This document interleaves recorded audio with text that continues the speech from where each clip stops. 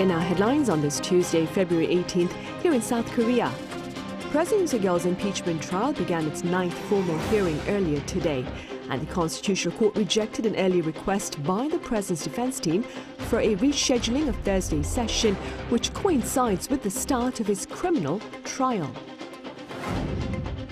Meanwhile, the South Korean government has dispatched a trade delegation to the U.S. for one-on-one negotiations to address the Trump administration's tariffs on steel and aluminum imports, as well as its upcoming reciprocal tariffs on all its trade partners. And over in Saudi Arabia, U.S. Secretary of State Marco Rubio is sitting down with his Russian counterpart Sergei Lavrov on Tuesday to lay the groundwork for a peace plan to end the war in Ukraine. We started the Constitutional Court here in Seoul, where the 9th hearing is taking place at President Yoon's impeachment trial.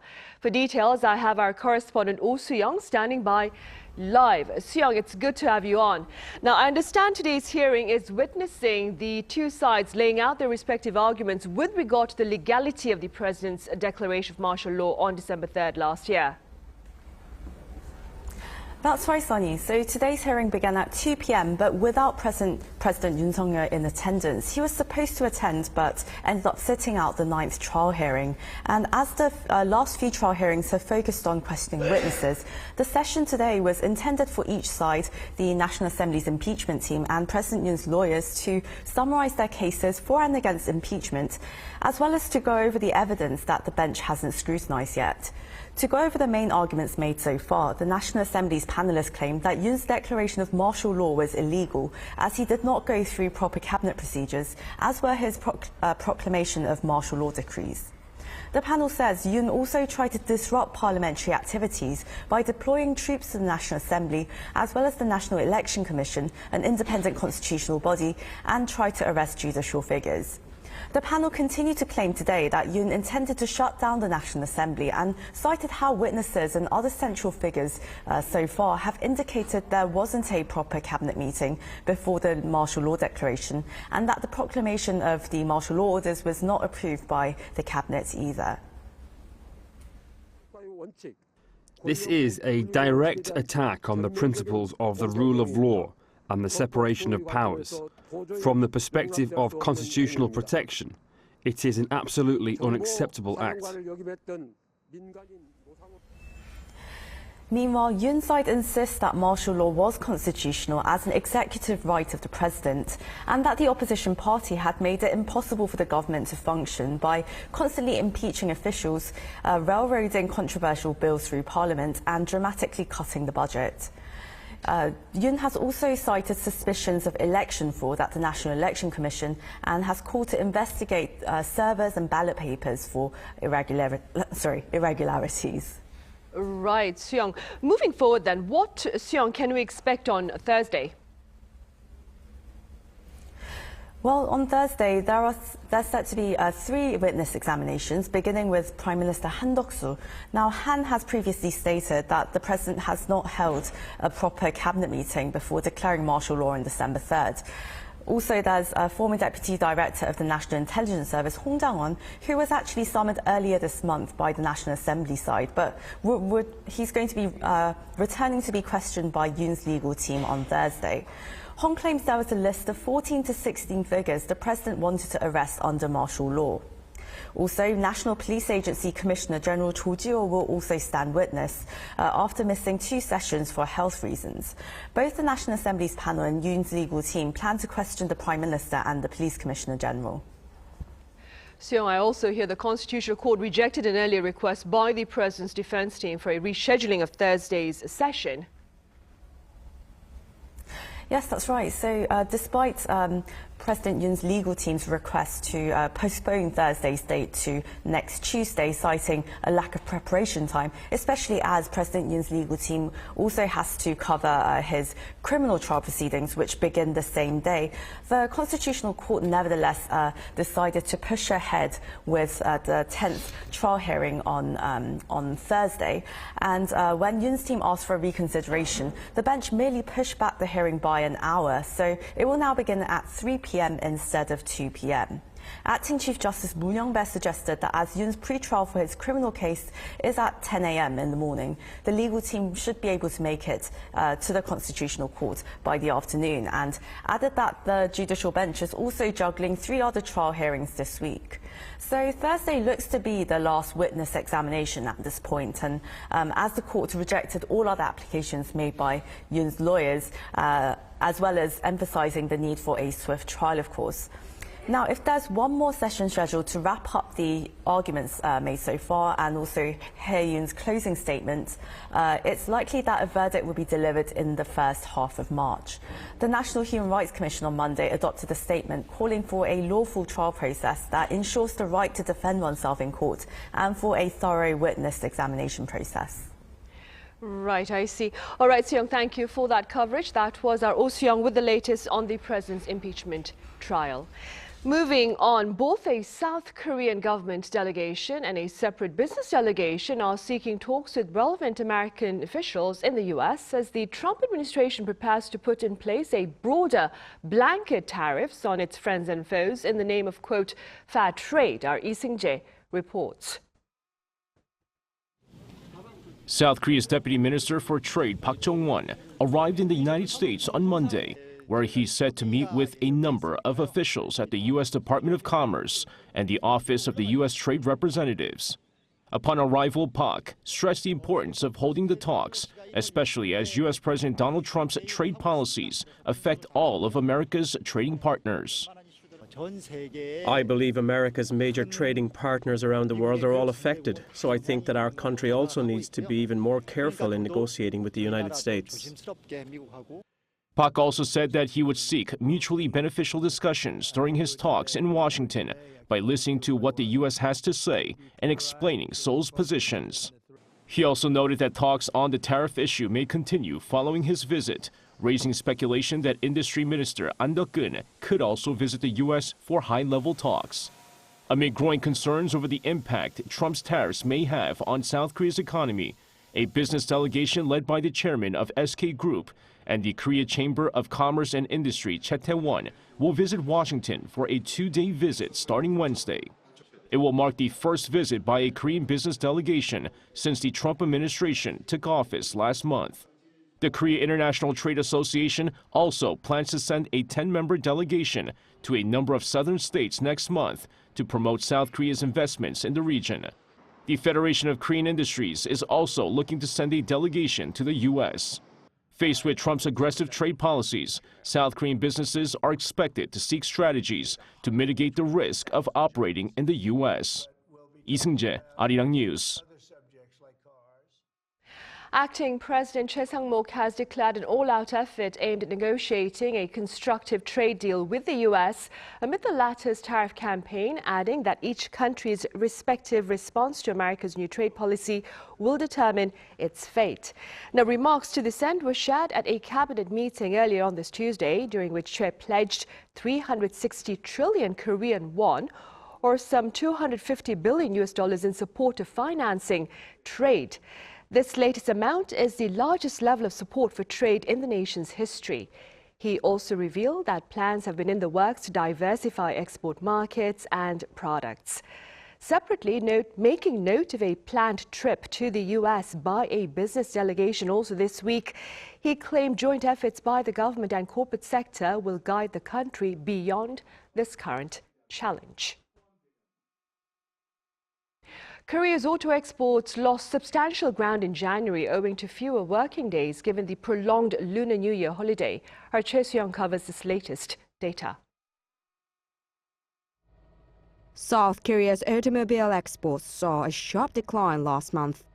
Data from the Ministry of Trade, Industry and Energy released on Tuesday shows that the declines were impacted by fewer working days due to the Lunar New Year holiday in the last week of January. The country's auto exports totaled $4.99 billion in January, nearly 20% down from a year ago. While this figure fell short of last year's all-time high for the month, it still marks the second largest January export value on record. By volume, exports dropped nearly 18%, with Hyundai Motor and Kia Motor both seeing double-digit declines. Hyundai shipped over 85,000 units, down more than 15%, while Kia's exports fell nearly 18% to just under 77,000. Among the smaller auto firms, KG Mobility and Renault Korea recorded export growth, while GM Korea saw a decline of nearly 30%. Eco-friendly vehicle exports declined slightly, dropping more than 4% overall.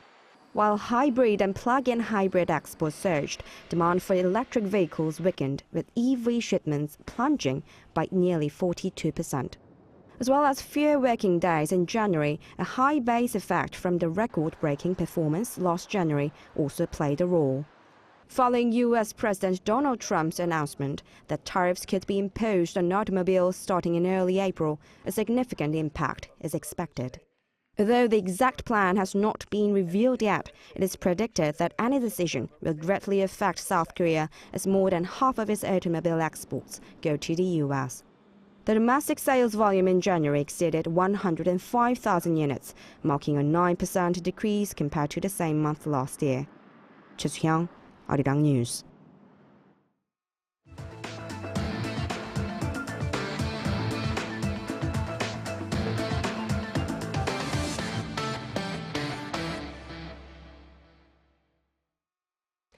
Senior U.S. officials and their Russian counterparts are sitting down in Saudi Arabia today to outline a peace plan for Ukraine, but the absence of Ukraine and Europe at the table is prompting much concern. Our Choi Min-jung reports. High-ranking officials from Washington and Moscow are set to meet in Saudi Arabia on Tuesday to lay the groundwork for potential peace negotiations to end the war in Ukraine. The U.S. and Russia confirmed that U.S. Secretary of State Marco Rubio and Russian Foreign Minister Sergei Lavrov will meet, along with other top officials.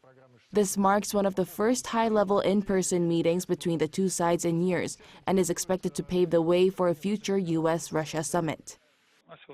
President Trump mentioned Saudi Arabia when talking about a possible venue for a possible summit. It is understood that this place suits both American and Russian sides, so this joint decision was made. This development has raised concerns among leaders of Ukraine and Europe who have been left out of the U.S.-led diplomatic effort. U.S. President Donald Trump's Ukraine envoy Keith Kellogg said on Monday that it was unrealistic for everyone to be at the table, but emphasized that no peace deal would be imposed on Kyiv. He also said the U.S. would act as an intermediary alongside Ukraine and Russia as the two main protagonists.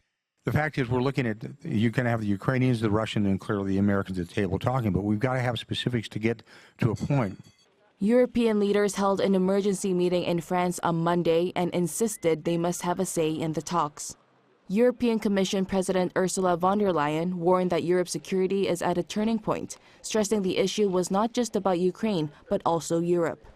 And despite U.S. officials suggesting that Ukraine and Europe would have a role in peace talks, Ukrainian President Volodymyr Zelensky on Monday dismissed Tuesday's negotiations taking place without him and told reporters that he did not know anything about them.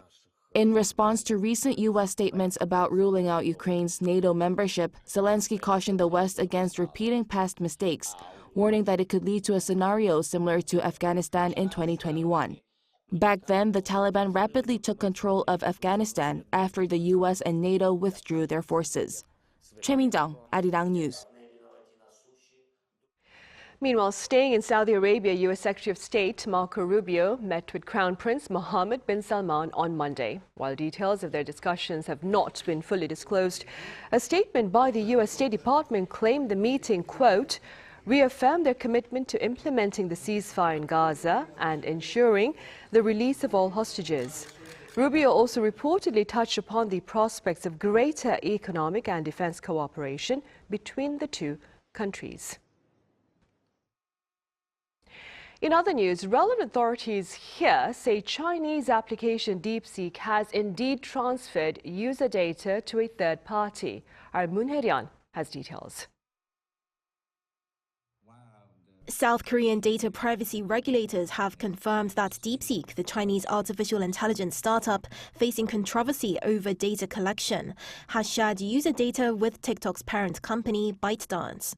The Personal Information Protection Commission said on Tuesday that although they were able to confirm the transmission of user data, it is yet to determine the exact nature and amount of data transferred. The PIPC launched an independent investigation into DeepSeek's data collection and processing methods after requesting clarification on the matter from the firm last month, finding that DeepSeek's privacy policy fell short of the requirements listed for service providers in the country's Personal Information Protection Act. Under South Korean law, transferring personal data overseas or moving it from one country to another requires a legal basis. In this case, while ByteDance does have a headquarters in the US, when the PIPC says that user data was sent to ByteDance, it means there was an international data transfer.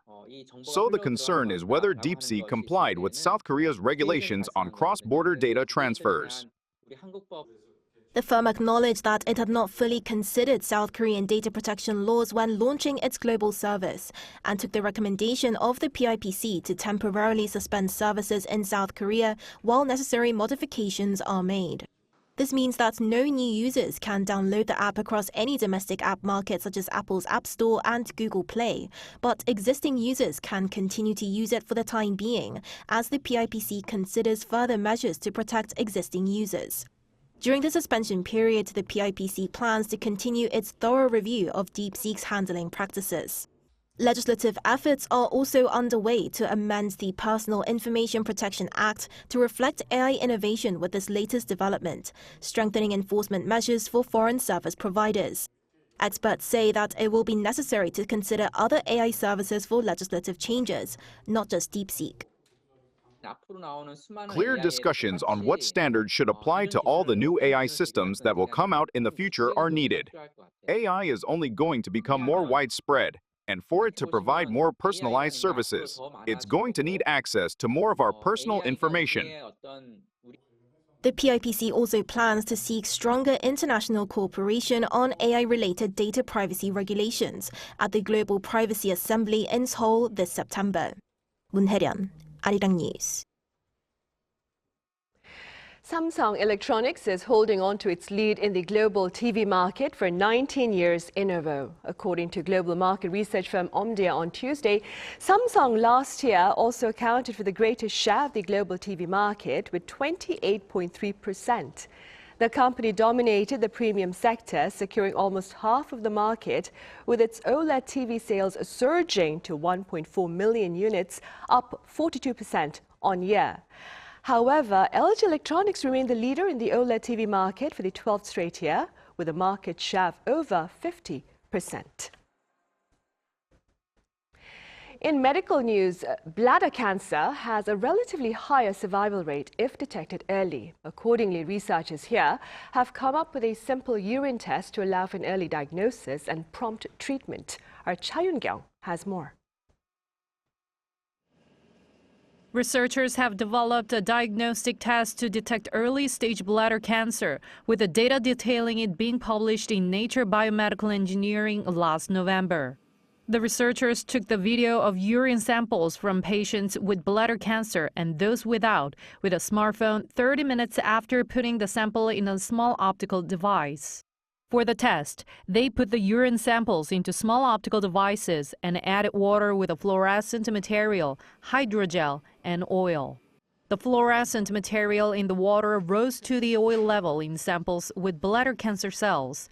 On the other hand, the fluorescent material remained at the water level for non-cancerous cells. The key is the hydrogel film that is degraded by bladder cancer-specific enzymes. When these enzymes degrade hydrogel films, the fluorescent material with buoyant properties in the film floats upward. Diagnostic tests for bladder cancer already exist. However, it is hard to detect early-stage cancer. That is because there is too small amount of sample, including cancer cells in the urine and hematuria, which is one of the main symptoms of bladder cancer. Researchers solved this problem by using the separation nature of oil and water.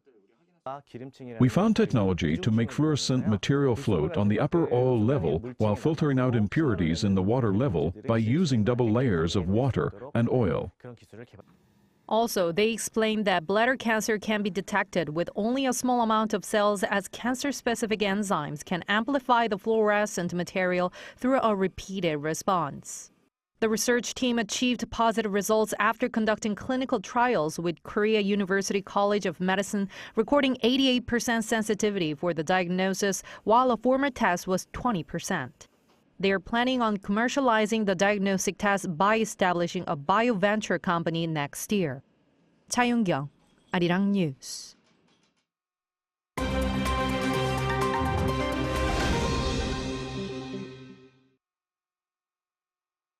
This is The World Now, bringing you the latest stories from around the globe. Just before the deadline for Israel's full withdrawal from Lebanon, an Israeli drone strike killed the head of Hamas military operations in the country. On Monday, the Israeli military confirmed that a targeted drone strike in Sidon, southern Lebanon, killed Mohammad Shaheen, the head of Hamas operations department in Lebanon. Israel says Shaheen was involved in planning attacks against Israeli citizens with support from Iran. The incident occurred just one day before the February 18th deadline for Israel's full withdrawal from southern Lebanon, as stated in a recent ceasefire agreement. In response, Hezbollah's leadership has issued strict warnings, stating that any Israeli presence in southern Lebanon beyond the agreed-upon deadline will be considered an occupation, and they're prepared to take necessary actions. China has condemned the United States following a recent update to the U.S. State Department's website concerning Taiwan. The alteration has contrastingly received a welcome response from Taiwan.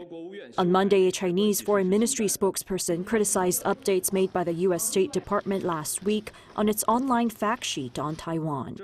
The State Department removed the phrase that said it does not support Taiwan's independence.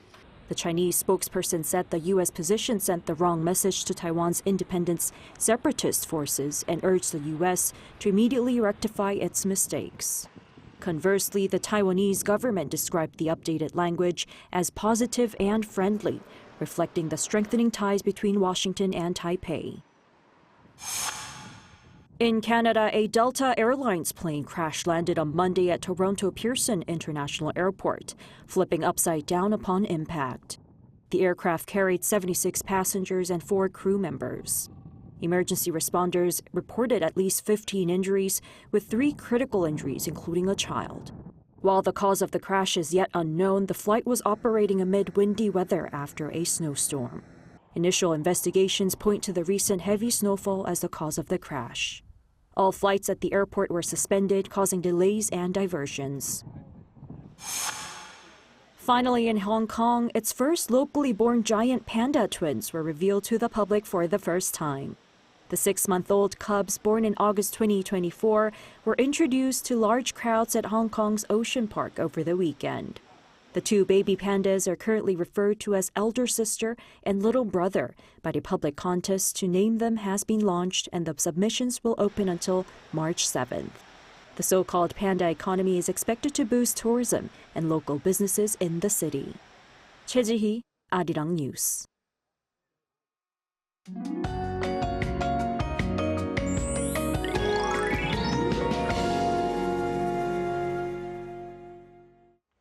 Today's Usu on the lunar calendar, which means the snow melts and becomes rain. However, instead of spring rain, the weather got colder than yesterday. The cold wave warnings, which were issued in the mountainous areas of Gangwon-do province and northeastern parts of Gyeongsang-buk-do province, have been extended. The morning temperature in Seoul will drop even further tomorrow, with the feels-like temperature plunging to minus 12 degrees Celsius. The morning temperature in Seoul is expected to remain around minus 7 degrees throughout the week. Please dress extra warm when you go out. Tomorrow will be a bit colder than today across the country, with Chuncheon at minus 11 degrees. Daily highs will stay in the single digits. Seoul will move up to only 1 degree. It will reach 4 degrees in Daegu and Gyeongju. With a heavy snow advisory in place, up to 20 centimeters of heavy snow will fall by Thursday on Ulleung-do and Dokdo Islands. That's all for Korea. Here are the weather conditions around the world.